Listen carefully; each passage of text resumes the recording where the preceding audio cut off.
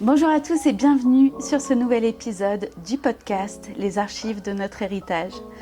Aujourd'hui, je reçois à nouveau Léa. Bonjour Léa. Salut Camille. Ça va ? Oui, ça va bien. Léa est venue il y a, on en parlait tout à l'heure, à peu près 2 ans pour nous parler de son témoignage concernant l'ésotérisme. Oui. Et d'ailleurs, si jamais c'est un sujet qui vous intéresse, je vous invite vraiment à aller le voir parce que c'est un témoignage vraiment puissant. Et aujourd'hui, elle revient nous voir puisqu'elle a un autre témoignage à nous donner. Et je vais être aussi au bénéfice de ce témoignage puisque je sais de quoi on va parler, mais je n'ai pas les tenants et les aboutissants. Et j'ai vraiment hâte. Et aujourd'hui, on va parler d'une grossesse et d'un accouchement. Exactement. Et écoute, je te laisse un peu nous expliquer peut-être, voilà, depuis combien de temps tu es en couple, que tu es mariée, quand est-ce qu'est venue votre envie d'avoir des enfants, tout ça? Ok. Alors, depuis combien de temps on est en couple? Je dirais que ça va faire 11 ans en 2026. Ça fait 3 ans qu'on est mariés. J'espère que je ne me trompe pas dans les calculs. Paul, si tu passes par là. Bon, il n'est pas non plus meilleur. Bon, ça va. Bon, on s'est mariés en septembre 2022. Et évidemment, quand on se marie, la question des enfants, elle arrive aussi. C'était quelque chose qu'on avait vraiment envie tous les deux. De mon côté, je me disais plus dans 3-4 ans. Alors que Paul, lui, il était en mode là, maintenant, tout de suite. Là, maintenant, ouais. Et c'était pas source de conflit, mais évidemment, lui, il avait très envie. Moi, je me disais, il est encore un peu trop tôt, etc. Donc, on y va à mollo. Parce que tu avais quel âge, du coup, à ce moment-là? Je suis pas bonne en calcul. Là, je viens d'avoir 27 ans. Ok, donc vers 23-24 ans, voilà, c'est ça. Dans ces eaux-là. Okay. Oui, voilà. Oups. Aux matheux qui vont être là, qui vont dire non, pas du tout. Typiquement Paul, je l'appelle ma calculatrice, c'est pas pour rien. C'est pas grave. Et ouais, pour moi, dans ma tête, c'était trop tôt. Et donc, les mois passent, etc. Et vraiment, l'envie de Paul, c'était toujours aussi intensément. Et moi, toujours en mode, pas trop tôt, parce que je savais la responsabilité aussi que c'était d'avoir des enfants. Et on arrive au mois de janvier, donc 2023. Et je fais le ménage à l'église avec une amie. Et il y avait sa petite fille avec nous, qui avait, je dirais, peut-être 2 ans. Et à un moment, je la regarde. Et je sais pas comment, du pourquoi, mais je me dis, ça donne envie quand même. Et là, vraiment, instantanément, l'envie d'avoir un enfant, elle arrive d'un coup. Déclenchée. Ah oui, mais vraiment un amour incroyable. énorme. Donc dis-toi, quand je suis rentrée de ce fameux ménage, Paul ne s'attendait absolument pas à ça. Il devait être tellement heureux. En fait, il s'est dit, attends, t'as fait le ménage avec une amie, t'as vu sa fille et... Oui. Déclenchement. Oui, c'est ça. Vraiment. Et forcément, on se dit, ok, let's go, on se lance. Et nous, il faut savoir que, évidemment, vu qu'on n'est pas né dans une famille avec les valeurs chrétiennes, etc., forcément, pour nous, on a été élevés en mode relation intime égale enfant. Si pas de protection. Rapport égale bébé. Ouais. Donc, dans notre tête, c'était... Beaucoup de personnes... C'est ça. Mais vraiment, nous, c'était vraiment tranché en mode, on va avoir un rapport, on va avoir un bébé, du coup. Ouais, c'est ça. Ça arrive là. Donc, un jour, il y a bébé. Voilà, c'est ça. Ok. Donc, le premier mois passe. Bon, 1 mois, j'ai mes règles. Bon, c'est pas grave, c'est le premier mois. 2 mois passent. Ah, j'ai à nouveau mes règles. Bon, c'est pas grave, c'est 2 mois, mais bon, quand même. Ça commence à titiller, hein. 3 mois passent, j'ai mes règles. Et là, tu dis, mais attends, on nous a toujours répété, protégez-vous parce que rapport égale bébé. Oui, mais là, ça fait 3 mois. Le 4e mois passe, et là, c'est archi dur. J'ai à nouveau mes règles. Et en fait, ce qui est difficile, c'est déjà, moi, je le vois, j'ai mes règles, t'encaisses le coup. Puis là, tu dois le dire à ton mari. Ouais. Ah chérie, je suis toujours pas enceinte, je viens d'avoir mes règles. Ah ok, bon c'est toujours pas ce mois-là. Et puis, tu commences à réfléchir, tu te dis, est-ce qu'il y a un problème? Et là, tu ouvres une petite porte et l'ennemi... Ah oui, il s'engouffre tout de suite. Hein. Il y va, quoi. Et s'il y a un problème? Et si, en fait, vous n'arriviez pas à avoir d'enfant? Et si, en fait, c'était toi le problème. Et si, à cause de toi, tu peux pas donner d'enfant à ton mari. Et ce qui est étrange, c'est que pour moi, ça venait forcément de moi. Je sais pas pourquoi je pensais ça, mais je pensais ça. Et on arrive du coup au mois de mai. Il faut savoir, moi, mes règles, j'ai toujours été hyper réglée. Allez, je peux avoir 2 jours de retard, 3 grands max, mais c'est rare. Et là, j'arrive à 3 jours de retard. Je me dis, tiens, c'est étonnant. Peut-être que. Peut-être que, voilà, c'est ça. Et donc, je le dis à Paul, forcément. Je dis, bah écoute, sache que ça fait 3 jours que je suis censée avoir mes règles. Je les ai pas. Ok, on s'emballe pas, on verra bien, quoi. Ça fait quand même, du coup, le 5e mois qu'on essaye. Peut-être que. Et voilà, au même moment, je commence à être hyper fatiguée. Donc, premier symptôme, retard. Deuxième symptôme, vraiment une fatigue. Je n'ai jamais été fatiguée comme ça, quoi. Limite à faire des siestes alors que je ne fais jamais de sieste. J'aime pas ça. Troisième symptôme, je suis barbouillée, je suis un peu nauséeuse, etc. Du coup, je le dis aussi à Paul, je fais écoute, voilà, j'ai ces symptômes-là, bon, peut-être que ça y est, quoi, c'est le bon moment et tout. 5 jours de retard, 6 jours de retard.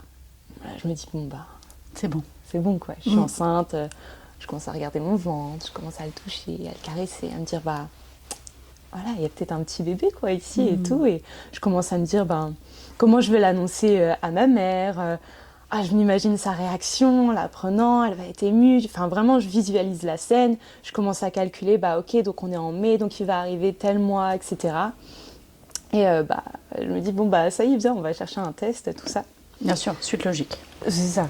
Et bon, normalement, j'ai jamais fait de test de ma vie, donc je lis. Normalement, on va faire avec la première urine du matin, tout ça. Je me dis, ah non, je suis trop pressée de savoir. Allez, je le fais maintenant.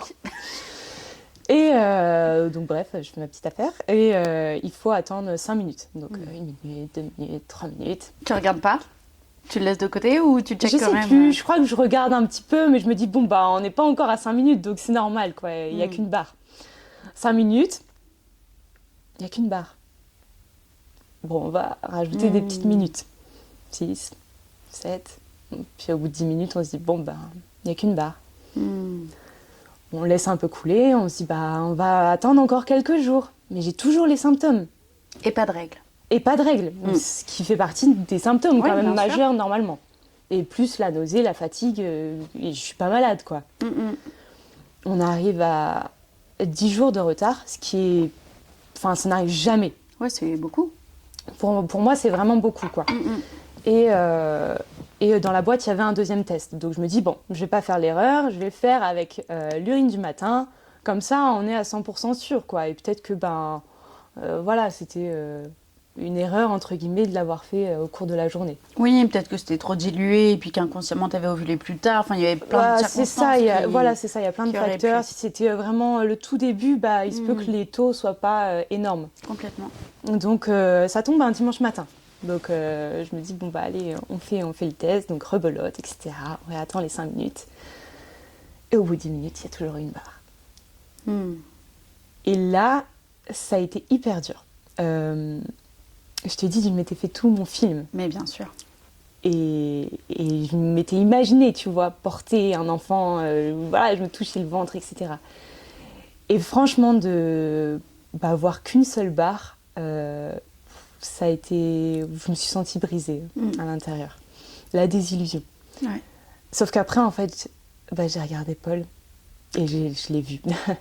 Et ça a été encore pire, je pense. Ouais. Et on va dire que c'est un défaut que j'ai, mais je me suis dit, ok, j'en fouille au fond de moi. Et juste, il faut que je lui remonte le moral. Et je lui dis, allez, mon cœur, c'est pas grave. On va à l'église, ça va aller mieux. On sourit, la vie est belle, etc. Quoi. Je lui remonte le moral, quoi. Je fais taire tout en moi et mon but, c'est que lui, il aille mieux. Oui. Tu vois. Et on arrive, tout ça, et je passe les portes de l'église et là, je sens que Dieu, il est en train de faire tout remonter. Et il y a vraiment ce truc de ouf, non Seigneur, non. Je vais pas plus, il y a trop de monde là, je peux pas m'effondrer, c'est pas possible. Et la louange commence, etc. Et là, le leader de la louange, donc celui qui chante, commence à dire, bah voilà, je sens un chant qui n'était pas prévu dans la liste, qu'il faut qu'on prenne, etc. Et je vais pas le chanter, mais en gros, les paroles, c'est quand je regarde autour de moi, Seigneur Jésus, je vois ta grâce. Comment ne pas te louer? Oh, wow. Et là, je regarde autour de moi et je vois tous les gens qui chantent, qui dansent, qui sautent et tout. Et là, je me dis, ah non, Seigneur, j'arrive pas. J'arrive pas à te louer, je peux pas. C'est pas possible, j'en ai pas la force. Et là, je m'effondre comme ça m'est rarement arrivé dans l'église, dans les bras de Paul. Et vraiment, je pleure en me disant, mais j'arrive pas. Ouais. Et honnêtement, il m'a fallu, franchement, je pense, un bon mois pour juste m'en remettre. Me dire, ben non, il n'y avait pas de bébé, Léa. Il n'y a pas de bébé, il n'est pas là. Ouais, c'est ça, réaliser la déception, voir celui qu'on aime être malheureux. En fait, il y a trop de sentiments qui se mélangent et qui sont durs ça. à... Et de ne pas pouvoir lui offrir ça aussi. Mm. Bah donc, c'était le 5e mois, donc les mois passent. Donc mai, juin, juillet, août, septembre. Et donc à chaque fois, les règles qui sont là, à chaque fois, tout le temps. Et tout le temps l'espoir. C'est ça, hop. c'est ça, c'est la phase d'attente. Et ah non, peut-être que toujours pas. Et par contre, on n'est jamais tombé dans le calcul de bon là, normalement, théoriquement, c'est ta phase d'ovulation, etc. Il faut absolument qu'on ait tant de rapports. On voulait vraiment pas calculer, on voulait que ça reste aussi spontané et ne pas trop se prendre la tête. Et je crois qu'on arrive vers la fin de l'année, donc mois d'octobre, je dirais. Et c'est un temps de jeûne et prière que l'Église prend, etc. Et donc, une réunion à l'Église où on était en groupe, où on priait tous ensemble. Et là, je sens vraiment Dieu distinctement me dire « Léa, le bébé, c'est pas pour maintenant. » Et là, je pleure encore. Et en fait, je pleure parce que quelque chose que t'attends vraiment avec envie, c'est pas pour maintenant. Mais je pleure aussi parce que, en fait, c'est pas pour maintenant. Tous les mois précédents, là, l'attente, les désillusions et l'inquiétude, c'est juste parce que c'était pas pour maintenant. Donc, à la fois, il y a la tristesse quand même, mais à la fois le soulagement. De me dire, ok, c'est qu'il y a peut-être pas de problème, en fait. Oui, c'est ça. Peut-être, du coup, se mettre moins la pression. C'est ça. Et du coup, tu as partagé ce que tu as ressenti avec Paul? Oui. Vu que c'est pas lui qui l'a reçu, ça a été un peu dur pour lui de l'accepter. Je comprends. Pour moi, on va dire, ça a été un peu plus simple. Et dans les semaines qui ont suivi, je sais plus exactement quand, j'ai mon rendez-vous annuel avec ma gynéco, etc., qui suit donc les semaines juste après cette parole que je reçois. Et donc, il faut se dire, c'est un rendez-vous que j'ai dans l'année. Un rendez-vous qui tombe dans mon cycle. Oui. Et donc, je lui explique, on va comprendre après pourquoi j'appuie sur ça. Donc, je lui explique, que on s'est lancé dans le fait qu'on voudrait avoir un enfant, etc. Et elle me dit, ok, et je lui dis, voilà, ça va bientôt faire 1 an et toujours rien. Et elle me dit, vous savez, on estime, il y a une étude qui a été faite, que pour tomber enceinte, il faudrait avoir 4 à 5 rapports dans la semaine et on tomberait enceinte au bout d'1 an. Là, je la regarde, puis je lui dis, c'est beaucoup, non? Et là, elle me dit, elle fait, oui, c'est beaucoup. Ma gynécologue est, est très extravertie. Ouais, c'est ça. Ok. Bon, voilà, après, il y a des couples, mais nous, c'était pas du tout ça. Mais bien sûr. 4, 5, au bout d'1 an, tu tombes enceinte. Ouais, c'est ça. Et puis dans la bonne période en plus. C'est ça. Donc je me dis, ok, d'accord. Bon, je le prends un peu, dans cette période-là, non, je cherche vraiment à chaque fois un peu des clins d'œil de Dieu. Tu vois, et là, je me dis, tiens, bon, Seigneur, est-ce que tu me confirmes un peu ce que tu m'as dit il y a quelques semaines? Parce que quand tu reçois une parole, tu as toujours ce truc de, est-ce que c'est moi? Est-ce que c'est Dieu? Donc, généralement, on aime bien demander des confirmations à Dieu. Tout à fait. Souvent, il va nous confirmer. Et bref, on passe à l'examen, etc. Et donc là, moment très gênant, mais encore une fois, ma gynécologue est très extravertie. Elle a un énorme fou rire. Et elle me dit, pourquoi est-ce qu'elle rigole? Ouais, ok. Et elle me dit, bah, Madame Ledoy, tout va bien, hein. Vous êtes en pleine ovulation, en pic. Ok. Ça arrive une fois dans ton cycle. Ouais. Et là, tu dis, attends, mon rendez-vous que j'ai une fois dans l'année, Donc ça veut dire genre c'est maintenant. le pic que j'ai une fois dans le mois, Ouais. pourquoi il tombe là, ce jour-là? Mm. Et en fait, franchement, je suis sortie de ce rendez-vous, juste, déjà, j'ai demandé pardon à Dieu. J'ai dit pardon parce qu'en fait, je me suis inquiétée. Je me suis dit qu'il y avait un problème, que ça allait pas, que, entre guillemets, quelque chose clochait chez moi, tout ça. Et en fait, c'est comme s'il me dit, mais...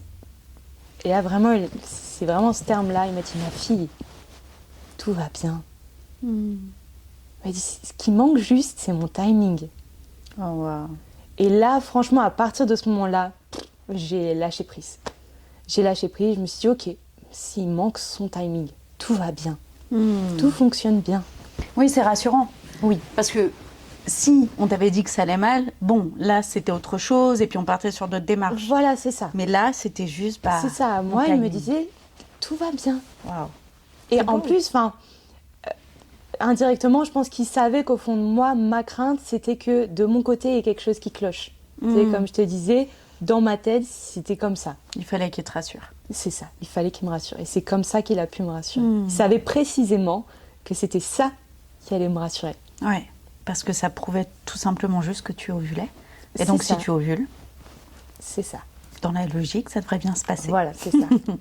Et donc, les mois ont continué à passer. Ça a été plus facile, mais évidemment que quand je voyais que mes règles arrivaient, il y avait encore ce truc de c'est pas encore maintenant. Mais c'est que c'est pas encore le timing de Dieu. Ouais. Donc c'est que le moment parfait pour lui, il n'est pas encore tombé. Mais il va arriver. Et là, on arrive au mois de mai, quasiment un an, après que j'ai eu ce faux espoir, retard de règles. C'est vrai. Ah, rebelote. Et là, je me dis, punaise, je n'ai pas eu de retard de règles. Et là, il faut qu'au mois de mai, à nouveau, j'ai encore ces quelques jours de retard. Et là, j'ai dit, hors de question qu'on revive ça. Et même avec mon mari, on s'est dit, tu sais quoi, on avait attendu 11... Enfin, tu avais eu 11 jours de retard l'année dernière. On attend 11 jours minimum pour faire un test. Okay. Surtout que là, pour le coup, j'avais zéro autre symptôme. Le seul, c'était retard de règles. Pas de fatigue, pas de barbouillis, pas de... Rien. Tout bien, ok. Rien du tout. Vraiment, je regardais en plus sur Internet et j'étais en mode, ah non, j'ai rien, sauf le retard. Donc, c'est pas suffisant, quoi. Donc, les jours passent. On arrive difficilement à tenir jusqu'au 11e. Oui, j'imagine. Et là, on se dit, maintenant, on voit pour acheter un test. Et là, le hasard fait que, overbooké, on n'a pas le temps d'aller chercher un test de grossesse. Quoi. Vraiment, il y avait des préparations, etc. Et on arrive du coup au samedi, donc je crois que ça faisait peut-être 14 ou 15 jours de retard. Je peux aller en chercher un, et là je dis à Paul, écoute, je veux que celui qu'on fasse soit dans les meilleures conditions, donc je le fais le lendemain matin, okay. Premier pipi du matin, etc. Dimanche matin arrive, je dis, punaise, Seigneur, je veux pas revivre ça. C'était horrible, je veux pas une deuxième fois. Donc voilà, je fais ma petite affaire, etc. Je me dis, de toute façon, j'ai 5 minutes, j'ai le temps, etc. J'ai même pas eu le temps de me rhabiller. Je vois 2 barres. Oh, ça m'émeut. Waouh. 1 an, à 1 jour près. Incroyable. À 1 jour près. Et je vais dire pourquoi après il fallait que ce soit 1 jour près et pourquoi il fallait que ça tombe un dimanche. Parce que si c'était 1 an jour pile, ça aurait été un lundi. Et donc voilà, je l'annonce à Paul et lui non plus s'attendait pas à que ce soit genre tout de suite maintenant, il s'attendait à ce que voilà, on est 5 minutes et tout, et puis on voit quoi. Et moi je te juste le temps que je revienne à la chambre, comment je l'annonce, comment je lui dis, etc. Ouais, c'est ça. Et, bon, il y a 2 barres. C'est ça, je lui dis t'es prêt papa? Quoi genre... Bon, évidemment, on a pleuré, on était trop émus, quoi. Et on arrive à l'église, tout ça, et avec notre petit secret, quoi. Et la louange arrive, et je réalise pas tout de suite, mais c'est le même leader de louange. Ok. Et là, il dit, il y a un chant que je veux prendre qui n'était pas prévu dans la liste. Oh, waouh.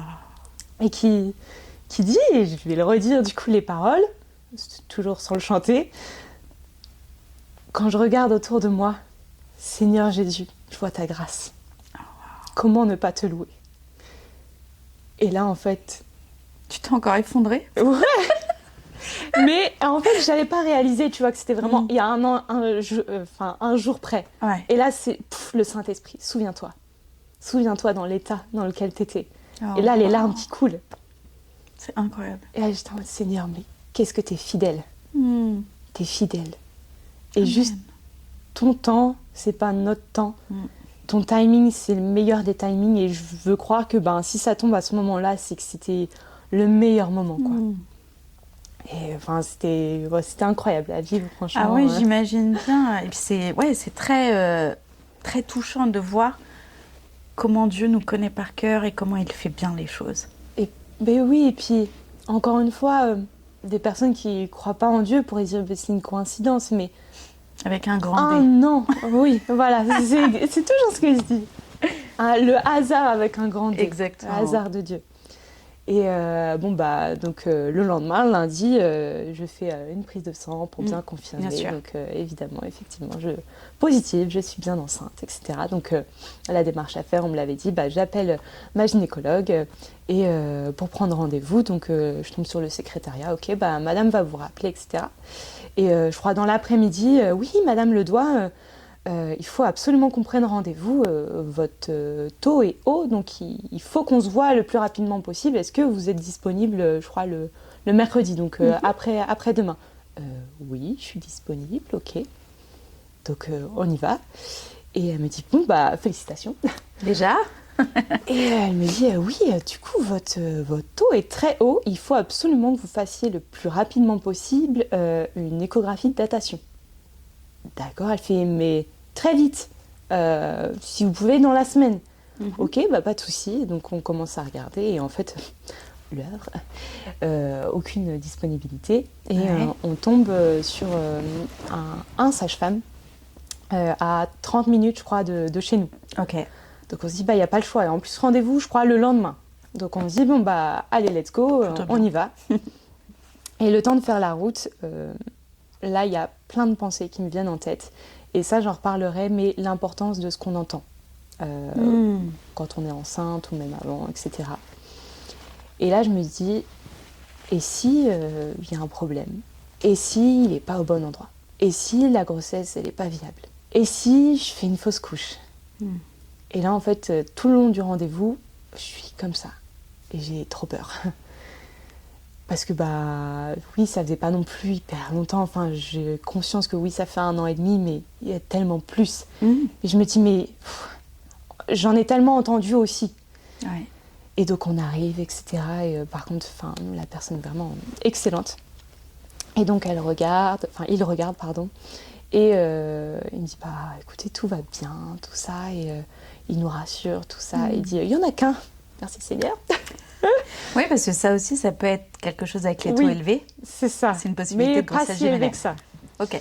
Mais quand même élevé. Et je lui dis, ok, donc la grossesse, elle est viable, il est au bon endroit, tout ça. Oui.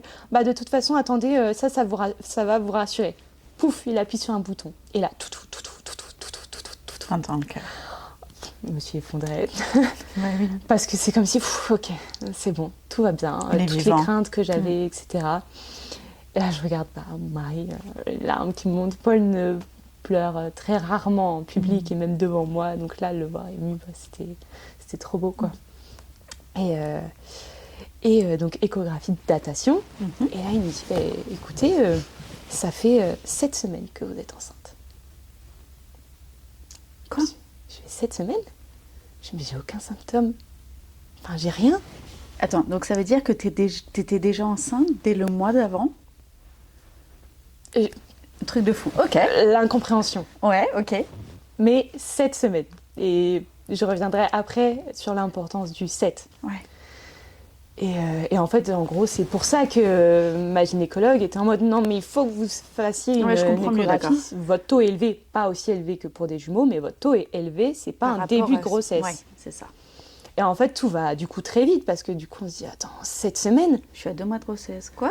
C'est ça aussi. Je me suis dit attends, ça fait 2 mois que j'ai un bébé dans le ventre. Attends, j'ai mangé quoi il y a 2 mois? Ça fait 1 semaine que je suis au courant. Quoi? Qu'est-ce qui se passe? C'est ça. Et du coup, on se dit faut qu'on l'annonce aussi à nos parents, à nos proches et tout. Donc, ce qui est trop drôle, c'est que le week-end juste d'après, c'est le week-end de la fête des mères. Donc, c'était petit clin d'œil. Ouais, voilà, symbolique. J'avoue, pour moi, parce que j'ai même pas eu trop le temps de réaliser que en fait, Léa, t'es déjà maman. Ouais, je comprends. Tu vois, mais c'était tellement, je venais juste de l'apprendre, même si ça faisait 7 semaines, ça faisait 4 jours que je venais de l'apprendre, quoi. Ouais. Mais du coup, hyper beau de pouvoir l'annoncer à ma mère, à nos parents. Ouais, c'est ça. Ce week-end-là. Et on ressent vraiment Dieu qui nous dit, faites attention, l'annoncez pas non plus à grand nombre, quoi. Je sais qu'il y a des personnes qui vont attendre le premier trimestre pour même l'annoncer. Nous, c'était pas forcément... Enfin, on n'avait pas cette crainte-là. On était en mode, non, Seigneur, tu nous as dit que tout était OK, tout était parfait, donc on le croit, quoi. Mais pour autant, voilà, on a un peu cette conviction-là de l'annoncer à nos parents, mais à nos proches. Ouais. Et même, tu vois, sur les réseaux, j'ai à aucun moment dit que j'étais enceinte. Bizarrement, cette conviction-là. Protection. C'est ça. Et la grossesse m'a fait comprendre qu'en fait, ça te touche sur tes 3 dimensions. Corps, âme, esprit. Corps, c'est le plus visible. Ça va de soi. Voilà, c'est ça. Physiquement, même au niveau de tes hormones, tout. Ton âme, ça vient te chercher aussi sur des choses de ton enfance. Moi, je l'ai surtout vécu au postpartum. Une fois que j'ai accouché, c'est venu me chercher sur des blessures, etc. Tout ça. Esprit. Il y a une énorme part de spirituel dans la grossesse, dans l'accouchement. On parle d'une vie. Ouais. Et on parle d'un bébé. On parle d'une destinée, d'un ministère que Dieu a placé dans cet enfant que tu es en train de porter. On parle de projets qu'il a prévus depuis toute éternité. Et ça, l'ennemi, il le sait aussi. Et en fait, ça m'a interpellée. Je me suis dit, ok, d'où tu sais pas, en fait, même si tu l'annonces à des proches, tu sais pas ce qu'ils vont dire. Tu sais pas ce qu'ils peuvent même déclarer, prononcer. Tu sais pas, en fait. Tout à fait. Et pour moi, la parole que tu vas dire, elle a pouvoir de vie ou de mort. Et même la Bible, elle le dit. Et donc, j'avais vraiment cette notion-là qui était importante. Et donc, premier trimestre, j'ai pas forcément de symptômes. Je crois que j'ai eu un petit peu la nausée, mais enfin, j'ai jamais vomi. Trop bien. Niveau fatigue, alors vraiment. Même pas de fatigue, rien? Non, rien. Oh, waouh. Ça, c'est une grâce. Oui, J'allais le dire. Waouh. Vraiment. Et ça fait partie du témoignage, que c'est possible aussi de pas subir sa grossesse, de pas subir un premier trimestre, j'étais en forme. Trop bien. Oui. Mais spirituellement, à la nuit. Attaqué. Ah ouais. Comme jamais. Je te disais qu'il y avait une vie et qu'il y avait un combat contre la vie. La nuit, on voulait me tuer. Ok.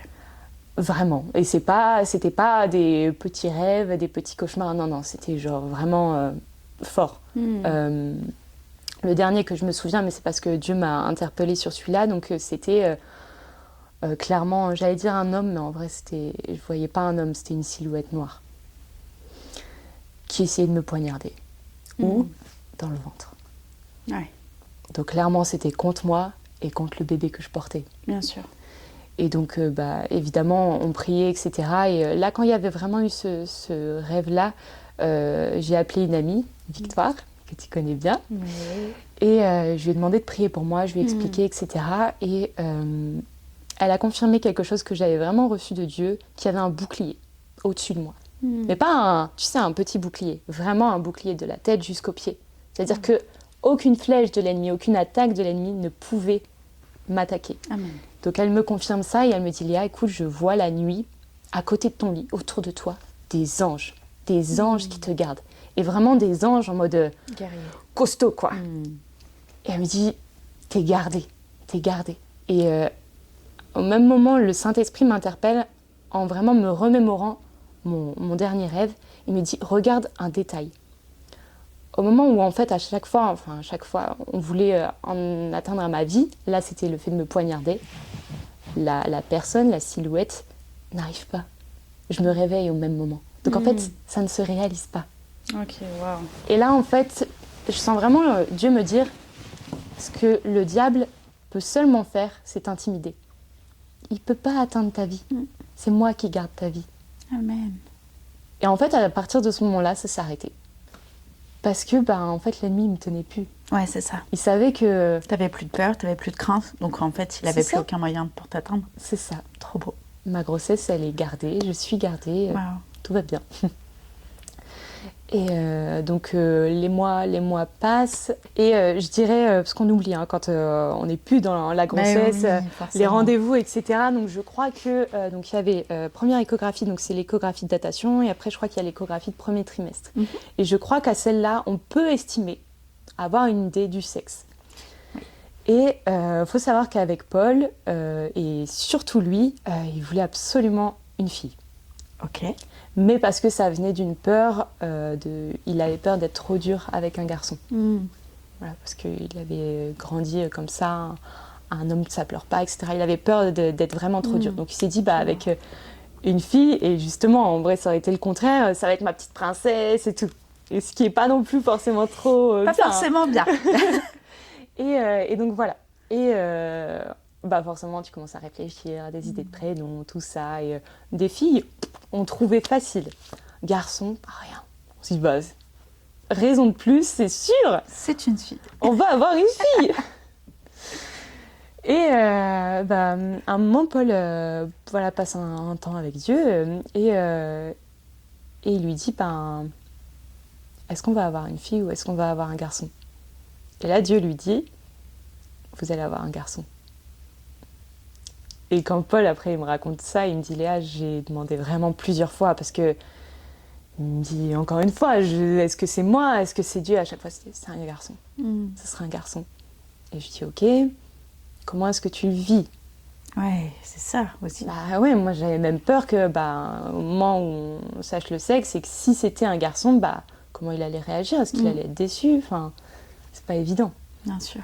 Et en fait, jusqu'à l'échographie, Dieu a vraiment travaillé le cœur de Paul. Où vraiment il a lâché le fait d'attendre une fille et de même patienter, d'attendre avec joie un garçon. Donc dans la même semaine, donc on va dire le début de semaine et notre rendez-vous, je ne sais plus exactement, on va dire qu'il était à la fin de semaine, il me dit écoute, je crois que je viens de recevoir le prénom de notre enfant.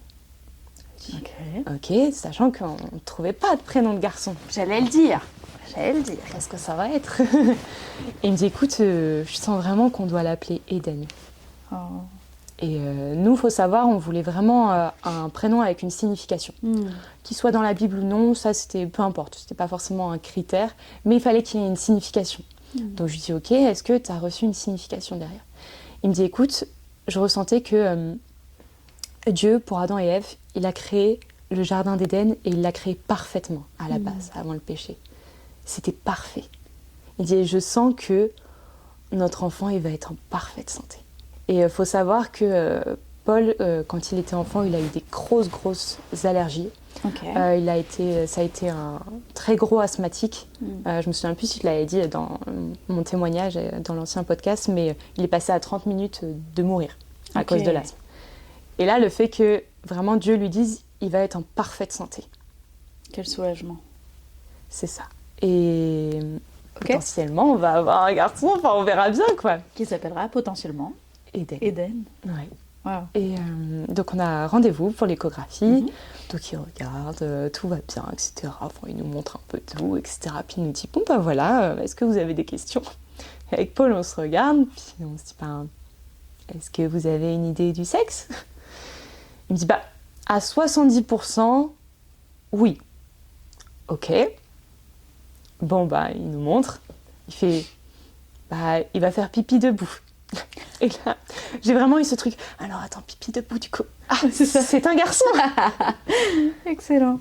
Et donc, du coup, Dieu avait vraiment préparé Paul et lui avait déjà vraiment dit, bah, vous allez avoir un garçon et il s'appellera Éden. Et il sera en parfaite santé. L'autre détail, pour moi, il y a une symbolique dans les chiffres de la Bible. Et pour moi, le chiffre 7, en tout cas, on ne va pas rentrer dans les détails, mais je l'associe vraiment à Dieu et donc à la perfection. Et là, en fait, ce terme parfait, il va revenir à chaque examen qu'on va avoir. Et il y en a un. Je crois qu'il y a un rendez-vous de contrôle avec la gynécologue, plus les échographies, plus à la fin de la grossesse, il y a plein. À chaque fois, on ne nous disait pas vous êtes en très bonne santé, il est en très bonne santé, tout va très bien. Non, vous êtes en parfaite santé. Il est en parfaite santé. Wow. Tout va parfaitement bien. Et elle me dit, punaise, c'est fou. Tous les clins d'œil de Dieu, en fait. Et c'est vrai que bah, parfois, on peut se dire, bah, est-ce que Dieu, t'es vraiment là? Des fois, tu le sens pas, H24, tout le temps, la présence, tout ça. T'entends pas tout le temps sa voix, tout ça. Et en fait, c'est comme si, à chaque fois, Dieu nous disait, hey, je suis là. Je gère tout. Et tout va parfaitement bien. Incroyable. Et là, le chiffre 7, il revient. Et là, je me dis, attends, j'étais enceinte de combien de semaines quand je l'ai appris? 7 semaines. Dès le départ, en fait, il avait déjà déclaré que ça serait parfait. Donc, toujours aucun désagrément, j'allais dire. Pas de symptômes. Voilà, c'est ça. Juste à partir du 6e mois, on me dit, attention madame, ralentissez un petit peu. Il est assez bas. Votre petit garçon, il a envie de sortir, il est pressé de sortir. Mais bon, il faut attendre un peu, quoi. C'est un petit peu tôt. Oui. Donc bon, bah, j'essaye de ralentir tant bien que mal, etc. Mais à chaque fois, chaque mois, ça revenait. Et pour autant, tu vois, là où ça aurait pu être une source d'inquiétude, pas du tout. Ça a été difficile de ralentir parce que je suis quelqu'un qui aime bien faire plein de choses, etc. Enfin, au début de ma grossesse, je faisais encore du sport, tout ça. Enfin, voilà, j'aime être active. Donc oui, ça a été dur de ralentir, mais pour autant, je ne l'ai pas subi en mode il faut que je sois alitée, etc. Enfin, c'est voilà. Ça. Et en plus, on m'avait conseillé non. Par exemple, continue de marcher même 30 minutes par jour. Il faut quand même du mouvement, quoi. Contrebalancer pas à l'extrême opposé. Bien sûr. Et donc voilà, on n'a pas arrêté de nous dire il veut sortir, il est bas, il est bas. En fait, j'avais un utérus qu'on appelle contractile, donc qui contracte très facilement. Et donc qui dit contraction dit que le bébé descend. Forcément. Et tel point qu'à un moment, à un contrôle, ma gynécologue me dit il n'est pas au rez-de-chaussée, il est au moins 2. Ah oui. Elle me dit vraiment, Madame Ledoy, je vous alerte.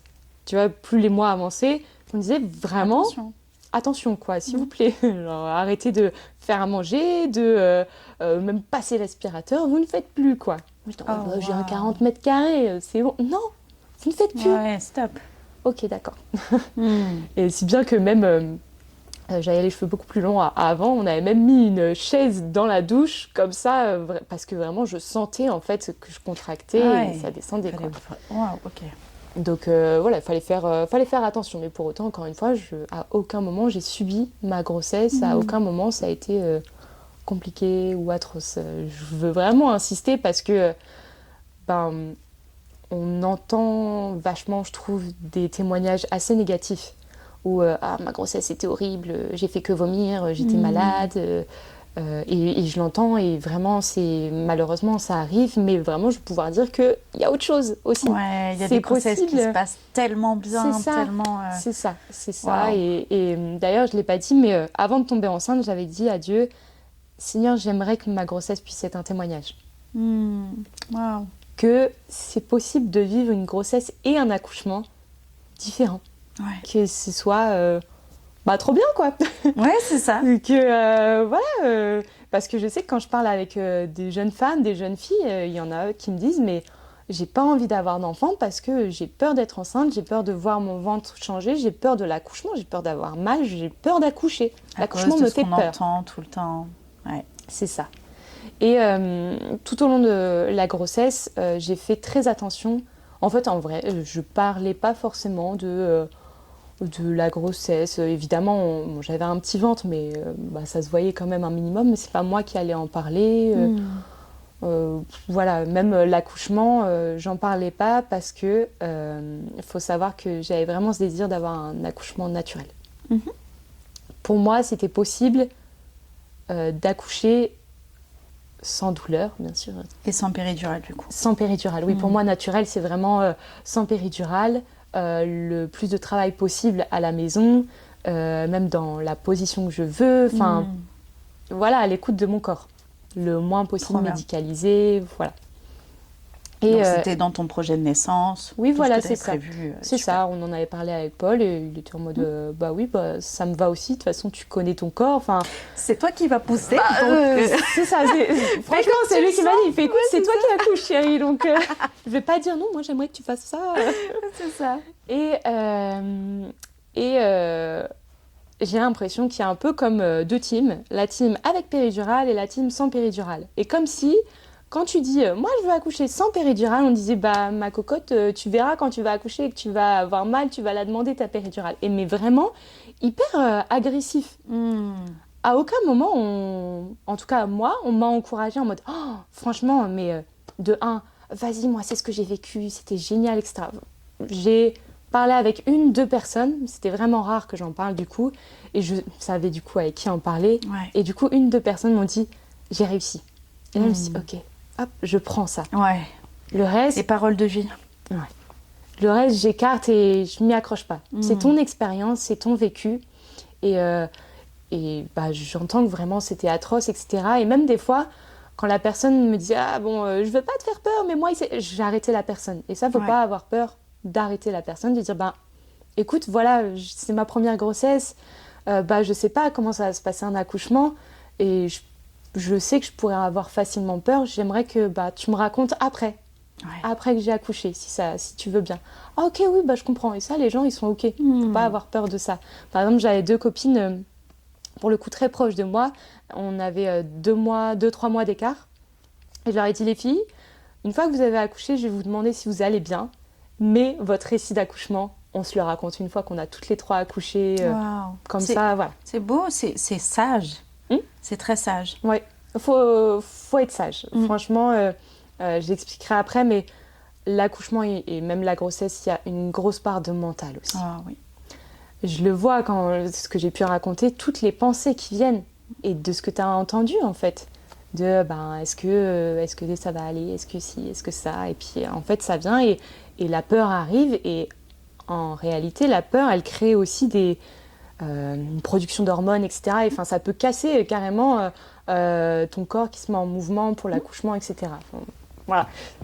Et puis même spirituellement, quand tu commences à avoir des pensées ou même des choses qu'on t'a dit, si tu les assimiles pour toi, malheureusement, ce sont des portes qui s'ouvrent pour que ça arrive. C'est ça. Et waouh, trop bien. Et du coup, t'es arrivée proche de l'accouchement? Oui, voilà, c'est ça. La dernière échographie, il me semble que c'était la dernière, ils estiment le poids à peu près auquel il est. Et là, encore une fois, bon, à nouveau, on nous a dit que tout allait parfaitement bien, etc. Et là, je regarde le poids et je vois 2 kilos. 7. 2 kg 777. Ouais. Waouh. Je me dis, attends, c'est même pas 2 kg 776. 2 kg 777. Waouh. Enfin, oui. Un peu divin quand même comme réponse. Je dis, mais quelle coïncidence. Ouais. Là, il a estimé, que ce soit réel ou pas, il a estimé qu'il faisait 2 kg 777. Wow. Encore une fois, Seigneur, tu dis que tout va parfaitement bien, quoi. Et donc on arrive à la fin, donc évidemment on nous répète il veut vraiment sortir, il est pressé ce petit chouchou, etc. Donc je crois que pour passer le cap d'un bébé prématuré, c'est 37 semaines, il me semble. Donc nous, notre objectif à chaque fois avec Paul, on décomptait là les semaines pour arriver à 37. Même pas, on attendait le terme, on s'est dit jamais on va y arriver quoi au terme. Le terme, je crois que c'était le 13 janvier. Ok. Et la 37e, du coup, on rentre dedans. Donc ça y est, hop, bébé plus prématuré. Magnifique. Ça y est, tu peux arriver mon chou. Moi, je recommence à bouger. Et de toute façon, c'est ce qu'on dit, hein, le dernier mois. Oui, c'est ça. Allez-y, Maintenant, faut madame. que tu sortes, donc, voilà, c'est ça. Et je crois la nuit même, on m'avait dit, le début du travail, tu vas sentir, c'est comme des douleurs de règles. Ok. Et ça va évoluer de plus en plus.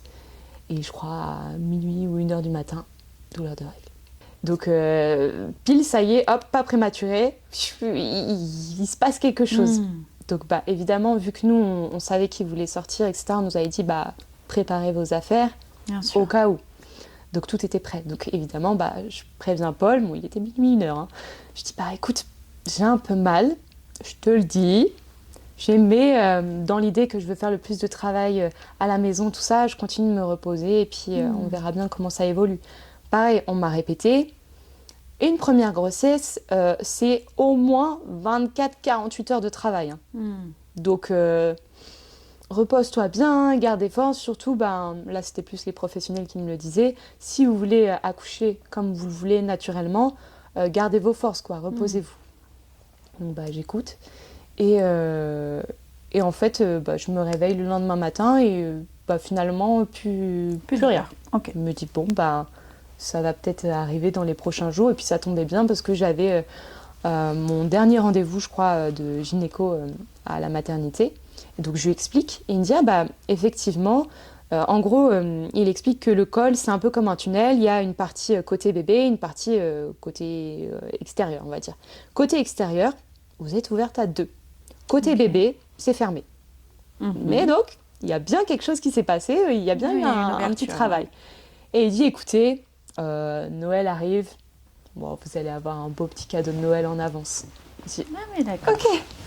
Ok, donc il va arriver dans les prochains jours. Et là, encore une fois, je pense que c'est une erreur, entre guillemets, qu'on a fait, c'est qu'on s'est accroché à cette parole. Et là, en fait, on a attendu. Oui, t'oses plus rien faire. Oui.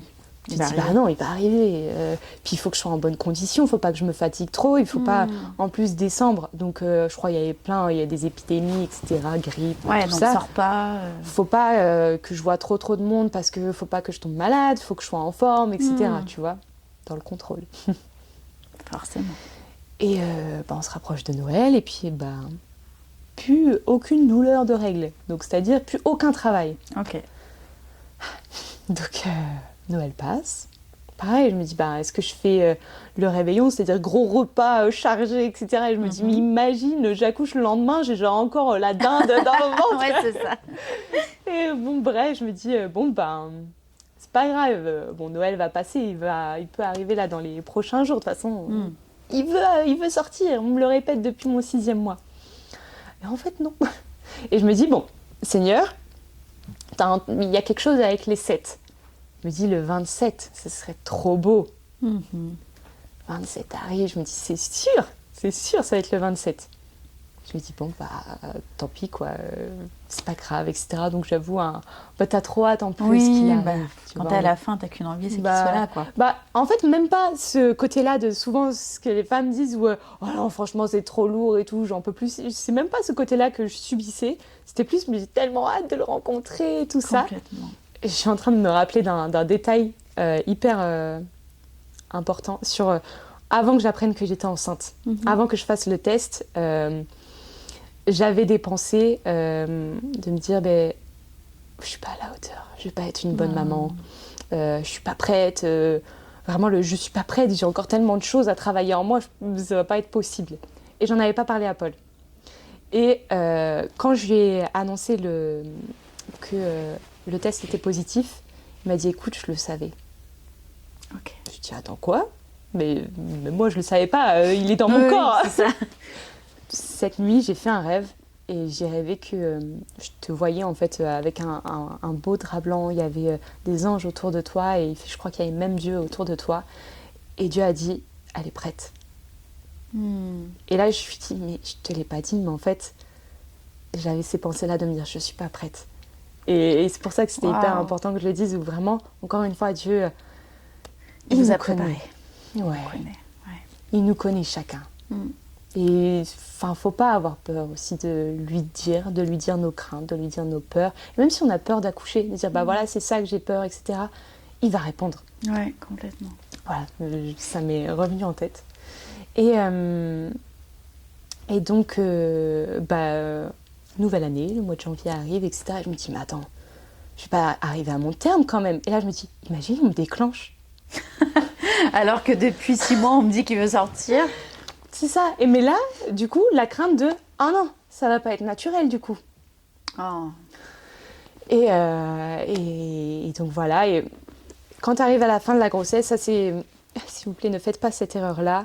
On dit, ah, t'es encore enceinte? Ah, bah, t'as toujours pas accouché? Ouais, bah, en fait, ça fait 1 mois que j'attends, en fait. C'est pas facile. Psychologiquement, c'est pas facile. Donc, ouais, c'est ça. Mais voilà, les gens, c'est pas en mal. Mais des fois, tu te le prends parce qu'il n'y a jamais qu'une personne. Tu croises plein de monde. Ouais, et donc, bref, on arrive le 6 janvier, je crois. Et le soir, on avait école biblique, etc. en Zoom. Puis, je sens mon ventre qui se contracte. Mais pendant tout le mois, en fait, il faisait que se contracter, mais pas de douleur, tu vois. C'était comme ça me l'a fait depuis le 6e mois. Je sens que c'est dur, mais il n'y a rien qui se passe. Donc, je lui dis à Paul, je fais, ah ouais, j'ai une contraction et tout. Mais je lui dis, mais je sens rien. Donc, c'est encore la suite logique, quoi. On va se coucher. Je crois vers 1h, douleur dans le bas du ventre, de règles. Je lui dis, puis là je me dis, attends, hier on était le 6. Je me dis non. Est-ce qu'il arriverait pas le 7? J'ai des frissons. Si tu me dis qu'il est né le 7, j'ai des frissons partout là. Et je dis à Paul, je fais bon, écoute, ça me l'a déjà fait, on attend de voir, etc. 3h du matin, c'est un peu plus intense là. Et je lui dis, je fais écoute, j'arrive. Oh, arrête. Et donc je lui dis, ça y est quoi, notre bébé il arrive, enfin. Et 5h du matin, je sors du lit, je lui dis, je fais écoute là, je tiens plus, je sens que le travail est là quoi. Et ce qui est trop drôle, encore une fois un détail, c'est que je voulais que mon travail se fasse la nuit. Ouais. Parce que j'avais cet aspect de cocooning, tu vois, il fait nuit, petite lumière d'ambiance, tout ça, tu vois. Ouais. C'est calme, tout ça. Et c'est ce qu'on m'avait conseillé pour un travail à la maison, paisible et tout. J'avais ce fameux gros ballon de grossesse, etc. Je m'étais bien renseignée. Ça, un conseil, se renseigner sur qu'est-ce qui se passe dans notre corps. Ouais. Parce que ça va nous permettre en fait de comprendre, ok, pourquoi il y a des contractions, pourquoi j'ai mal. Qu'est-ce que la douleur, en fait, elle produit. En fait, la douleur, elle produit des hormones qui font que ça va envoyer un signal au fait que ça va s'écarter. Enfin, t'apprends plein de choses. Et puis, j'ai appris aussi que il y avait certaines postures qui favorisaient le travail, tout ça. Donc, j'avais mon ballon, j'étais prête à bouger, etc. Et en fait, j'ai fait la majeure partie de mon travail assise sur mon ballon. Okay. Tu vois, tout ce que j'avais prévu dans ma tête, le fait de se mettre à 4 pattes, de tourner, etc. Non, juste, il faut écouter son corps et j'avais besoin d'être... Ton envie sur le moment. C'est ça. J'avais besoin d'être comme amortie. Et donc, le travail s'intensifie. Évidemment, ça faisait mal, mais on m'avait tellement dit repoussez le plus possible votre arrivée à la maternité. Il faut que vous y arriviez en mode j'ai genre trop mal. Genre, il est là. C'est ça. C'est ça. Et ça se trouve, vous serez, si vous avez de la chance, ouverte à 5. Et là, vraiment, la personne qui faisait la préparation à la naissance, elle m'avait dit vraiment, je vous souhaite d'arriver à 5. Parce que sinon, ça va être long quoi, pour vous. Vous voulez accoucher dans les meilleures conditions, sans l'aide médicale, tout ça. Donc, voilà, je prenais sur moi et en vrai, je m'attendais à vraiment beaucoup plus souffrir. Je sais que j'ai une résistance à la douleur, entre guillemets, donc voilà, j'avais mal, mais ça allait. Et je savais aussi, ça on nous l'avait expliqué, Paul et moi, on a fait ensemble la prépa, une contraction, j'avais plus le terme, c'est un pic. Donc ça monte, ça fait mal, ça atteint un pic. Et une fois que la douleur elle est intense, en fait ça va rechuter. Et Paul a fait que me répéter. Ça va chuter. Voilà, c'est ça. Il me disait, c'est le pic, c'est le pic, c'est le pic. Et je t'assure, c'est peut-être l'une des choses qui me répétait le plus. Et même lui, après, il me l'a dit, je me sentais bête de te répéter tout le temps. Et je lui ai dit, mais c'est exactement ça qu'il fallait que tu me dises. Ça donnait l'espoir que ça va se terminer. En fait, je savais que, ok, c'est vrai, là j'ai mal, mais ça va s'arrêter après. Et je savais qu'il fallait bien que les petites minutes entre chaque contraction, que je me calme, que je respire, que je profite de ce temps-là pour pas me crisper. Et en fait, ça allait s'empirer sinon. Et le soutien du conjoint, du mari est tellement important à ce moment-là. J'avais vraiment dit à Dieu, moi j'ai l'impression que l'accouchement, c'est comme si c'était un accouchement en équipe. C'est pas moi toute seule, c'est moi, le bébé aussi, parce que en vrai, c'est lui qui fait tout le travail, hein, c'est lui qui va chercher, etc. Paul, en tant que soutien, en tant que mari, et puis Dieu, franchement. Et en fait, c'était tout un travail d'équipe. Donc moi, mon travail, c'était de gérer au mieux les contractions, d'écouter mon corps, de sentir ce que bébé, entre guillemets, voulait comme place, comme position, etc. Paul, il a préparé aussi les dernières affaires, tout ça. Dès qu'il entendait qu'il y avait une contraction qui arrivait, hop, il arrivait.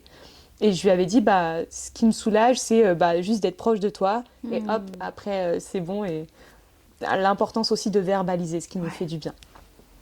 Et donc ça, c'était à 5h du matin où là, le travail a vraiment été assez intense. Et donc, on avait un minuteur. Donc, on nous avait dit, quand c'est toutes les 5 minutes, là, vous partez. Voilà, vous partez. Et c'était hyper perturbant parce que j'allais avoir une grosse contraction qui allait faire mal. Et après, c'était des plus petites soutenables. Donc, en fait, tu savais pas où te positionner. Non. Et c'est même Paul, à un moment, qui m'a dit, écoute, je pense que ce serait bien qu'on y aille. Et je lui dis, non, il faut qu'on attende encore un peu, parce qu'il faut que j'arrive au dernier moment, et tout, et tout. Et puis, je prie. Je dis, Seigneur, donne-moi le feu vert, parce que moi, je sais pas, quoi. Et on est arrivé, je crois, vers 7h. Et là, je me dis, non, il faut qu'on y aille. Et en plus, je me suis dit, sur la route... c'est entre 7h et 8h, il y a tous les gens qui vont partir au travail, tout ça, ce serait dommage de tomber dans le trafic. C'est ça, et d'accoucher sur la route, par exemple. Avec mon mari seulement. Oui, c'est ça. Non, on va pas faire les films, tu sais. Et donc, on prend la route, et là, ça a été assez intense, où tout mon travail, je ne supportais pas d'être autrement que d'être assise dans mon ballon. Donc il a fallu que je sois debout, que je descende jusqu'à la voiture. Ça a été, là pour le coup, ça a été très dur. Toute la route, le trajet, on avait 10-15 minutes. Accélérateur, frein, dodane. Franchement, c'était... Ouais, je me souviens même pas en fait. Je crois que j'ai fermé les yeux parce que je voulais pas voir où on en était, tu vois. Et juste, je me concentrais aussi sur ce que je ressentais, tout ça. À des moments, j'ouvrais les yeux et là, je voyais les camions des éboueurs. Oh, purée, il va tout le temps s'arrêter. Un bus devant nous, devant le camion des éboueurs. Et là, je me suis dit, Seigneur, c'est horrible. Les éboueurs ne se sont jamais arrêtés. Le bus ne s'est jamais arrêté. Oh, wow. Et là, je me suis dit, mais attends, c'est quel délire encore ça. Mais tu vois, à moitié consciente, tu vois. Vraiment. Et bref, on arrive, etc. Tout ça, donc on se gare.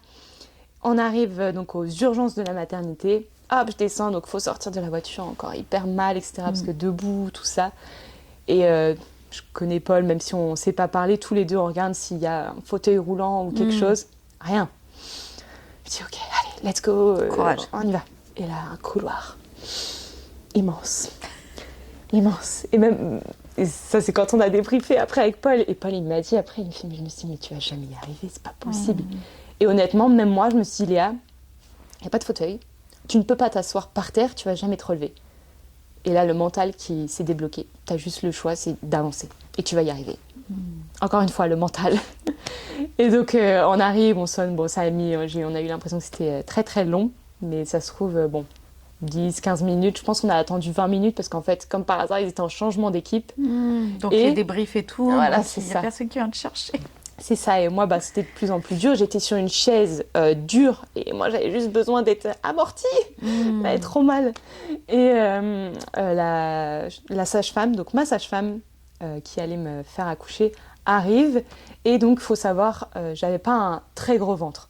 Donc, elle me voit, et je lui en veux pas parce que, voilà, il y a des femmes qui ont beaucoup plus mal aussi, qui gèrent peut-être un peu moins la douleur, tout ça. Et elle se dit, et donc, elle ne vient pas accoucher. Voilà, c'est ça. Elle me dit, c'est pourquoi, madame? Donc là, sur le coup, tu le prends un peu sur toi et tu te dis, je vais accoucher. Elle me dit, ok, on va regarder ça, etc. Rentrer dans la salle d'examen. Ouais, regarde vite. Et là, encore une fois, le mental, je passe la salle d'examen. les os. Je perds les os. Et là, bon, là, elle a compris que, ok, ça y est, ok, d'accord, c'est bon, je vous crois maintenant. Et donc, elle me dit, bon, faites au plus vite, quoi, etc. Mais tu sais que c'est peut-être ça qui a fait qu'elle s'est dépêchée, parce que peut-être qu'elle aurait été boire un café, qu'elle aurait fini son truc, et c'est possible. Ah bah oui, possible. Donc là, c'était le signe même que Dieu a donné à la sage-femme. Oui, là, c'est sérieux. C'est tout de suite. Ouais. Oui. Et je pense aussi que même moi, instinctivement, je me suis dit, ok, c'est bon, Léa, t'es arrivée au bon moment, au bon endroit, tu peux accoucher, c'est bon. Ouais, c'est ça. Je pense que j'aurais pu accoucher beaucoup plus tôt. Parce que du coup, elle m'ausculte, etc. Et elle me dit, écoutez, j'ai une bonne nouvelle, madame. Et là, je dis, madame, que je sois pas en dessous de 5. Vous êtes ouverte à 9, 7. Oh, bah oui. T'as vu, quelle question? Bien sûr que t'étais à 7. Camille. Ben oui, bien sûr. Et je me suis dit, waouh. Et elle me dit, est-ce que vous voulez la péridurale? Je fais, non, je veux pas la péridurale. Et encore une fois, ce mental de, j'ai mal, mais non, c'est mon projet, c'est mon projet. Pardon. Très fort. Pardon. Je veux accoucher le plus naturellement possible. Et elle me dit, ça m'arrange parce qu'en fait, je n'aurais pas eu le temps de vous la donner. Et écoutez, je vais faire les papiers, etc. Je reviens vite, etc. Franchement, elle est partie 5 minutes, je pense. Elle a été hyper rapide. Et là, ça s'est intensifié. De toute façon, une fois que tu perds les os. Et là, elle regarde, elle fait « Ok, madame, vous êtes ouverte à 9, on y va. Je vois la tête. » C'est limite, elle m'a vraiment mis un coup de pression en mode « Là, madame, dès vous avez un moment de pause entre 2 contractions, je vous embarque sur une chaise roulante. On y va, quoi. » Et vraiment, j'arrivais pas. Tellement c'était là, quoi. Elle me dit non, vraiment là, madame, je veux pas que vous accouchiez là, je veux vous mettre dans les meilleures conditions, il faut que vous alliez. Donc je monte tant bien que mal sur la chaise, je déconnecte pour le coup là mon cerveau, parce que je me dis, mais attends, je vais traverser les couloirs. Mes fesses à l'air, mes fesses qui est personne, Seigneur. C'était le moment. Parce que, et c'est là où vraiment aussi ça fait partie des témoignages, c'est que alors que je suis dans la douleur quand même un petit peu, il y a la joie. Il y a la joie, je fais des blagues, je souris à mon mari. Et tu vois, j'ai cette lucidité de « Oh là là, j'espère qu'ils vont pas faire une visite de la maternité à ce moment-là, quoi !» Je te jure, visite aux étudiants, c'est parti. Ah bah voilà, un cas pratique. Et elle me dit, tiens, j'ai l'impression que ça vous a soulagé d'être à 4 pattes sur la chaise. Je vous propose que vous fassiez l'accouchement sur les genoux, mais pas sur le dos, comme généralement on a l'habitude de faire. Et là, ça tombe bien, c'est mon projet de naissance. Je vous l'ai même pas dit, mais en fait, je veux accoucher vraiment naturellement et être à l'écoute de mon corps. Et je m'étais renseignée sur le fait que quand c'est sur le dos, c'est moins facile. En fait, c'est pas évident. Ouais, c'est la gravité. T'es allongé, c'est dur que quelque chose sorte. T'es droit, la chose sort. Exactement. Et donc, encore une fois, ça coche une case. On me dit, madame, on va vous donner du gaz pour que vous supportiez mieux la douleur. Non, je veux le faire naturellement. Je veux y arriver.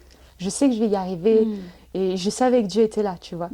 Et je ne l'ai pas dit, mais dans cette maternité-là, j'ai une amie chrétienne qui travaillait là. Et je l'avais marqué, c'était marqué dans mon dossier. Si Madame Ledoy arrive, appelez Amélie, il faut qu'elle arrive, tout ça. Et Paul lui avait envoyé un message, on part à la maternité. Et ce qui est bien, c'est qu'elle habite vraiment pas loin. Et donc, en fait, on me dit, quelqu'un, je sais plus qui, me dit, Amélie est en train d'arriver, elle se change, etc. Et là, encore une fois, le mental, d'un coup, c'est comme si tout s'accélérait. Comme si, en fait, inconsciemment, je l'attendais. Parce que ça me tenait à cœur et le fait que, encore une fois, c'est spirituel et de savoir qu'il y avait une chrétienne avec nous pour ce travail, pour l'accouchement, pour la naissance, la mise au monde de la vie, tu vois. Je voulais être soutenue. Même si je n'allais pas l'entendre prier, je savais qu'elle serait là, tu vois. Et en fait, elle arrive et honnêtement, elle est en 5 poussées. Il était là. Incroyable. Et j'ai réussi du coup à faire mon accouchement exactement comme je le souhaitais, exactement comme j'en avais envie. Sans traumatisme. Sans rien. Ouais. Pas du tout. Et j'avais une peur c'était, pour le coup, c'était vraiment une peur que j'avais, la déchirure. Et le fait d'être recousue. L'épisio. Et encore une fois, quelque chose que j'avais entendu, c'était, je ne sais pas si tu connais, mais le fameux point du mari. Où en gros, tu resserres un peu plus pour le plaisir de l'homme. Bref, c'est quelque chose qui peut se faire, etc. Et ça, j'avais juste qu'une crainte, c'est que d'être recousue et de pas qu'on respecte mon anatomie, tu vois. Ouais, je comprends. Et là, ma sage-femme, elle me dit, écoutez, madame, vous allez avoir besoin de 4 points, mais je vais vous en faire 6, 7, mais en fait, je veux que ce soit propre. Donc, je vais prendre le temps. Et en fait, elle a été aux petits soins. Et là, je me suis dit, mais Seigneur, tu savais que c'était une crainte que j'avais. Oui, j'ai eu une déchirure, mais c'est ok, c'est pas grave, ça arrive. 7 points. Oui. Pardon, c'est très drôle. Mais oui. Ah, punaise, encore une fois, faut que je le rajoute à la liste. Je l'avais même pas réalisé. Et dans les détails, c'est fou. Et donc, elle prend vraiment son temps. Et tu vois, cette crainte-là que j'avais, encore une fois, Dieu est venu juste rassurer. Et donc, notre fils est né le 7 janvier à 8h47. Oh, wow. Et je me suis dit, mais attends, Seigneur, quelle perfection encore. Qui aurait pu imaginer qu'il naisse le 7 janvier? C'est-à-dire que à vie, nous, en tant que parents, on se souviendra, mais lui aussi, portera, ce sera son témoignage. Dieu a déclaré que tu étais parfait, mon fils. Wow. Tu es né le 7 janvier pour t'en souvenir. C'est incroyable. Waouh, mais quel témoignage, Léa. Voilà. Merci de nous partager ça. Je suis sûre qu'il y a peut-être des futures mamans ou même des femmes qui sont enceintes ou qui attendent en tout cas pour avoir un enfant et qui ont ce témoignage de grâce, ce témoignage de joie, de bonheur, d'une grossesse parfaite avec un accouchement parfait. Je veux vraiment te remercier parce que c'est tellement important de rappeler que la grossesse c'est quelque chose de beau, que c'est quelque chose où on donne la vie, que ça ne doit pas être synonyme de peur, que ça ne doit pas être synonyme de traumatisme ou autre, mais juste de protégez-vous, protégez votre enfant et restez focus jusqu'à la fin. Ayez confiance en Dieu et pour que tout se passe merveilleusement bien et que même si des fois il y a des petites choses ou autres, gardez votre pleine confiance en le Seigneur et il sait tout ce qu'il fait, il connaît tout ça. Il reste au contrôle. Il reste au contrôle. Waouh! Alors je sais pas, je vais peut-être juste rajouter ça, mais il y a un livre qui s'appelle Grossesse surnaturelle, je crois. Je vais vraiment vérifier et mettre dessous. Et ça explique exactement tout ce que tu as expliqué. Pour accoucher sans douleur, pour accoucher dans la paix, comprendre les contractions, qu'est-ce que notre corps fait, les muscles en fait qui se mettent en route, et que c'est juste en fait comme une contraction musculaire, et c'est pas censé en tout cas faire mal. Et voilà, il y a tout ça, et je vous invite en tout cas à le lire si jamais ça vous intéresse. Et waouh, merci encore Léa pour ton témoignage. Au moins, ça fera aussi un beau souvenir pour toi de l'avoir en mémoire. Et ça encouragera beaucoup de femmes et de couples, j'en suis persuadée. Et écoutez, en attendant de se retrouver la prochaine fois, je vous souhaite d'être bénis, une très belle journée ou une bonne soirée. Et à bientôt sur les archives de notre héritage. Au revoir Léa. Salut Camille.